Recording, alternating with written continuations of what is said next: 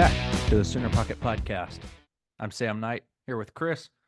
It's good to be back with you. We haven't been with you now in about a month, since right around the time of the Alamo Bowl. Never forget the Alamo Bowl. It was entertaining. I definitely want to forget it. No, that's fair. That's fair. I'd want to forget it too. But yeah, Sooner Pocket Podcast. Chris, you see that? I got the name of the podcast right this time. I got our Good job. I'm proud of you. I know. It's a big deal.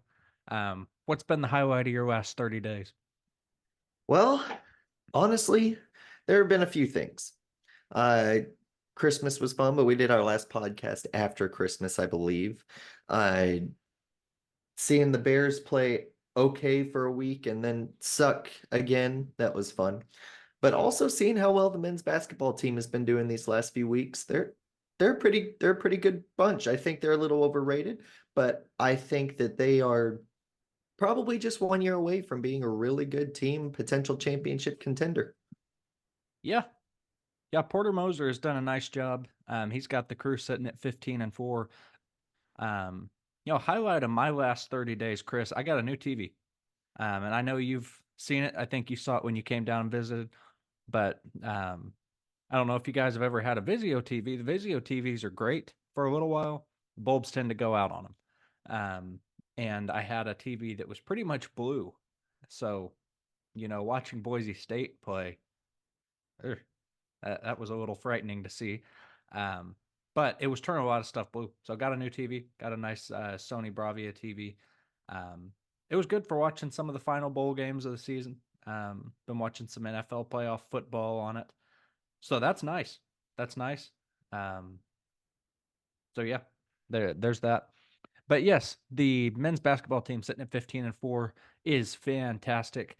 If we look back to the football team, though, we've had kind of some finality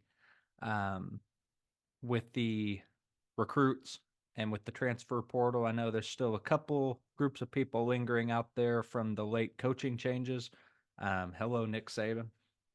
But for the most part, we've probably got the guys that we're going to have going into next year. Who do you see as the recruit, the true freshman of 2024 that will have the biggest impact on the team in his first year? There are a few people, and before I get into that, I still can't get over how Nick Saban retired. I don't think anyone in the world saw that coming. But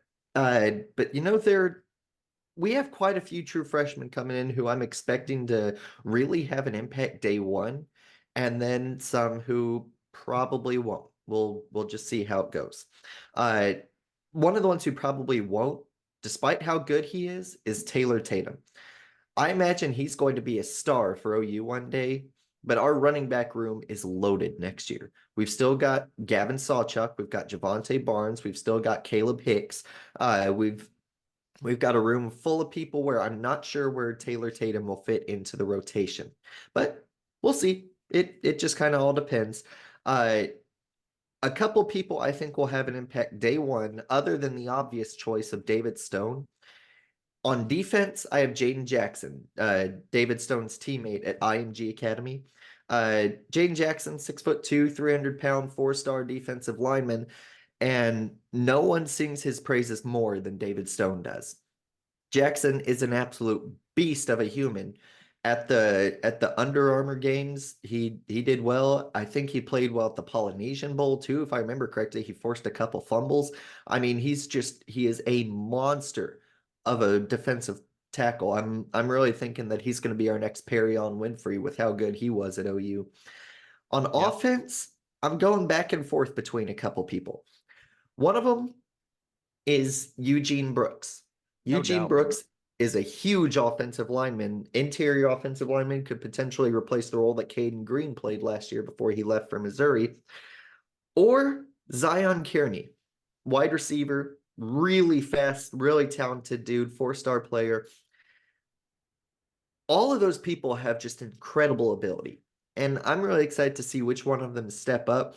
I think Brooks is the most likely to have the biggest impact because of for lack of a better phrase, inexperience on our line next year. We're returning 0 starters to our offensive line next year. I know we're getting some former starters from the portal, but I mean like starters in our system. So we'll see how it turns out. But I think Brooks and Jaden Jackson are on the line are probably the biggest factors. Eugene Brooks, no doubt, has the biggest ceiling has the tallest ceiling going into next year. Like you mentioned, we're not returning a whole lot of experience necessarily on the offensive line, and the line has been a focal point for us in this offseason. So if there's a spot that a true freshman has with a chance to play his way into a starting role in his first year, it's going to be Eugene Brooks. Um, Defensive side of the ball, there's just no doubt in my mind it's going to be David Stone. His snaps I know will be somewhat limited, probably as they usually are for true freshmen who are coming in learning stuff. But at the same time, Coach Venables has shown a willingness to give true freshmen a shot if he thinks that they can make an impact. If he thinks they can get out on that field and cause a little bit of chaos. So I'm excited to see how that goes. From the transfer portal, we've obviously had a few names coming in, a few names going out. The one coming in that I feel is going to be our best value add, probably right out of the gate, is Jake Roberts. He's the tight end transfer out of Baylor. Similar to the offensive line, we don't have very much returning to the tight end room. Austin Stogner, if I'm not mistaken, ran out of eligibility after this last season. So we're going to have the senior coming in, Jake Roberts. He'll be coming from Baylor. He played for Seth Luttrell at North Texas, which is cool. I think that's going to give him something of an advantage in acclimating to the offense that we're running here that Seth Luttrell and Joe John Finley will be running. Um, he's not someone that sees a ton of action necessarily, but he does play. He played in every game last season and with North Texas in his final season there, going from 21 to 22 at North Texas. 2021, 11 catches, 98 yards for the whole season, right? We go a season forward to 2022, 14 games, 28 catches, 394 receiving yards, 3 touchdowns. And last year he got a little over 200 receiving yards. So again, he's not someone I don't think that's going to be the flashiest guy, but he's got the potential to be a consistent value add for us at a position that really was underutilized and pretty weak for us this season. And we all know how Venables loves his consistency. Oh yeah. Yeah. At the transfer spot, I think he's gonna play a big role. But I tell you who I think is gonna play an absolute massive role is Caden Woolard, the transfer out of Miami, Ohio. He's an edge rusher. Started off as a 3-star high school recruit. He's now a 4-star transfer recruit. He picked OU. We are getting a tremendous player with Caden Woolard. He had 19 total tackles in 2023, over half of which were sacks. Well, exactly half of which were sacks. He had 9.5 sacks and 2 forced fumbles on just 19 total solo tackles, I should say. He had 41 total, but 19 were solo. He had 19 solo, 22 assisted, 9.5 sacks, 2 forced fumbles, 1 pass deflection. And then if you add those stats to the previous year when he wasn't playing as much in 2022, 29 total tackles, 14 solo, 15 assists, 4 sacks, 1 forced fumble, 3 pass deflections. He might not get as many tackles as people might want him to, but he makes the most out of all of them. He gets sacks pretty much every other tackle, it seems. And so with an already experienced defensive line we have coming back with Trace Ford, who I didn't realize had more eligibility, but here we are. But with Trace Ford, with what's his name, Jacob Lacey, with Dejon Terry, with Ethan Downs, with PJ Adibaware, that's already going to be a loaded defensive line. But now we know that if one of them has to go out, if Trace Ford, Adibaware, or what's his name, Ethan Downs has to go out, there's a nice substitute who can go in there and put up the same production, if not better production. I mean, it's insane what Brent Venables has done with this defense over the past couple years, turning them from a group that has 11 playmakers and that's it to a group that has probably 25 or 30 playmakers. I mean, it's insane. But I think when it comes to the transfers, Caden Wooler definitely has the best chance of really excelling on the defense. Yeah. Yeah, he's got a good crack at it. I like the defensive back we got out of Utah also. Um Jocelyn Molaska, originally out of Bethany, Oklahoma. So maybe a little delayed in-state pickup there from Brent Venables. Um, but he had a nice season at Utah. He's coming in at he'll add a little bit of depth back there, like you mentioned, to our secondary. So that'll be good to see. You talk about eligibility. Um, happened a little while ago, but University of Miami, I believe, has a tight end coming back Yep. for his ninth season, um, ninth and final season of college football. I never thought I would see a player with 9 seasons. I remember Jason White at the start of the century. I think he ended up with 7 years of eligibility because of all his injuries. So that was about the closest I had seen. But seeing someone come through with 9 years, it's it's something. And yeah, Jason White, he played in '98 and he played through 2004. So 7 seasons. It's hard to believe, and to think he was a punt returner at first too. Um, Really? yeah, I was he was born in fast. '98, so I didn't know that. He was fast, but yeah, we've And we've yeah, got a Cam good group. McCormick is the guy. Yeah. Um. Now the OU basketball team, 15-4, coming off the bad loss to Texas. You know what? But before I move on to this, let me get on my soapbox real quick. We've got a lot of room to grow, obviously, at the offensive line position. And you and I talked about that just a little bit, then the departure of Caden Green, but some of the incoming guys from the recruiting class, from the transfer portal. It it drives me a little crazy when I go on Twitter X, whatever you want to call it.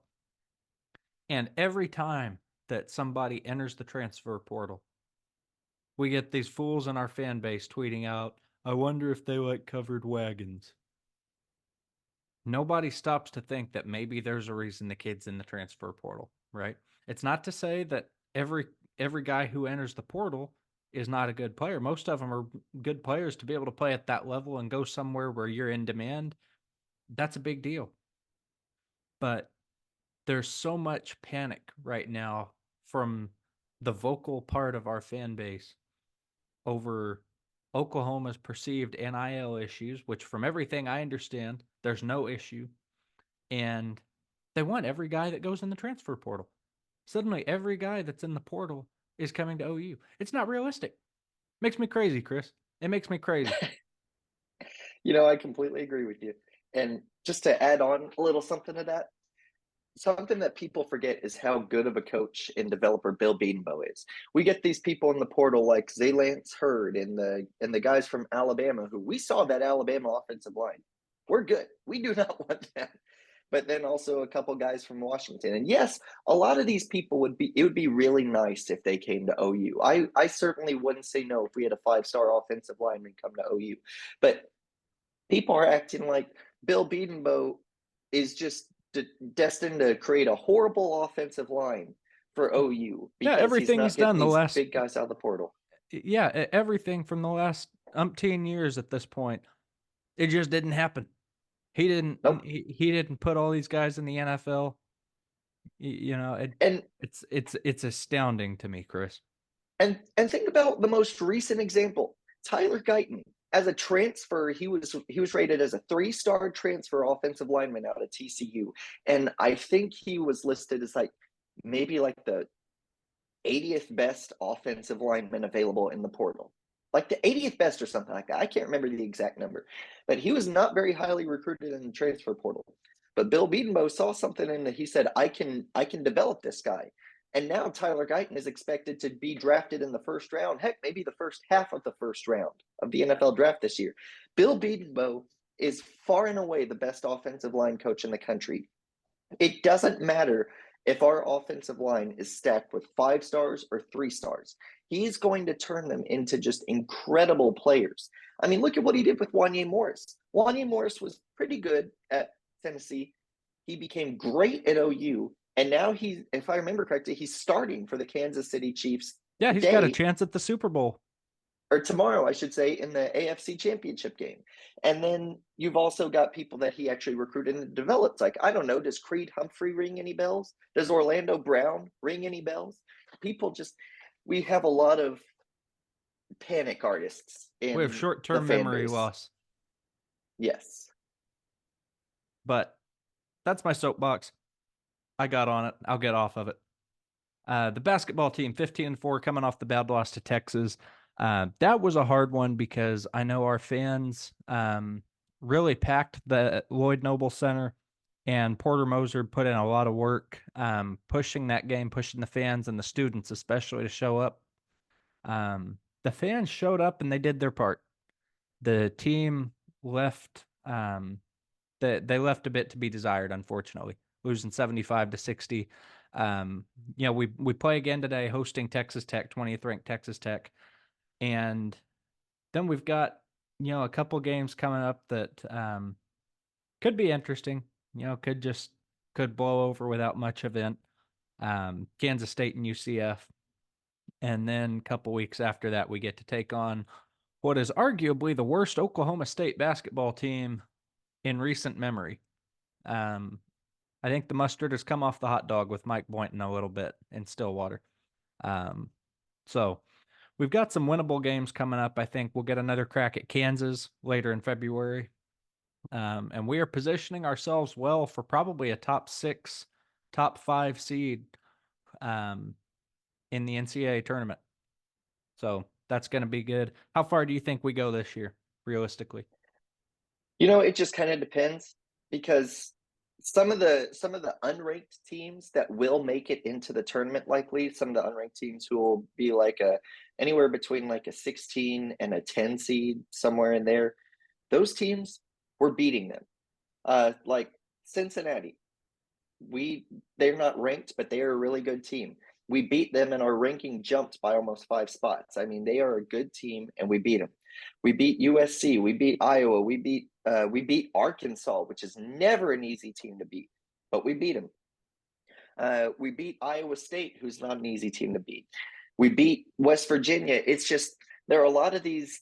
What we're getting in our own way in these games that we're losing. If we found a way to just clean up the mistakes that we were making when we get on these biggest stages, I'd be willing to bet you anything that we'd be like 18-1, maybe 17-2 right now, as opposed to 15-4. Texas, we started off slow, had a monster comeback in the first half, had the lead at halftime, and then our offense just crapped out and our defense couldn't really stop them. Same story with a lot of these games. It's been our offense that's falling apart in these big games. If our offense could just step up a little bit in these bigger games, we could go far into the tournament. But given how we're playing right now, we'll definitely make it past the first round. Heck, we might even make it to the Sweet 16. We won't make it past the Sweet 16. I don't see that happening. Yeah, you're right. The offense is going to be it's going to be either it'll be either our kryptonite or it will be our secret to success in the tournament. We have, if I'm not mistaken, we've got like a top 3 or top 4 3-point defense this year. Yeah, our defense is elite. So we're killing it in that regard in most games. Granted, we didn't do so well against Texas, but for the most part, defense is killing it. Our offense just leaves a lot of points on the floor, unfortunately. So Definitely. I think they're going to have to pick that up to go anywhere. Softball team is 12 days away from kicking things off, and I just don't think it's rational. I don't think it's right to say that there is any other expectation for Oklahoma this year other than another national championship. With the experience we're returning, the promotion of JT Gasso to assistant head coach, which that one, I had my theories that Patty Gasso is probably looking to retire soon, next year, 2 years or so. Um, and they're trying to make this as seamless a transition as possible, probably to JT Gasso, but we'll see. But I don't know how you pick against Oklahoma this year for another national title. Is there any other realistic expectation for you for our softball team, Chris? No, they've established themselves so well as constant championship contenders and a team that expects a national championship. They play like they expect it, and if you look at their record, they're getting better every year. They had 4 losses in 2021, 3 losses in 2022, 1 loss last year. If you do the math, they're going to be undefeated this year, which I doubt that's going to happen. Very difficult to play that many games and not lose one of them. But we have a monster of a win streak right now. If I remember, it's close to 50 games in a row that we've won right now. And on top of that, we've only grown. One of the areas that we were wondering if we would fall back on or not was when we lost Jordy Ball, the pitcher position. I'm sure Nebraska is going to be pretty good because of her back there. But the addition of Kelly Maxwell, she's the pitcher out of Oklahoma State who transferred to OU. If I remember correctly, she had at OSU last year. The When it comes to runs allowed, I think she allowed like 0.1 runs per game or something like that. Like she had just an insane That's crazy. runs allowed number.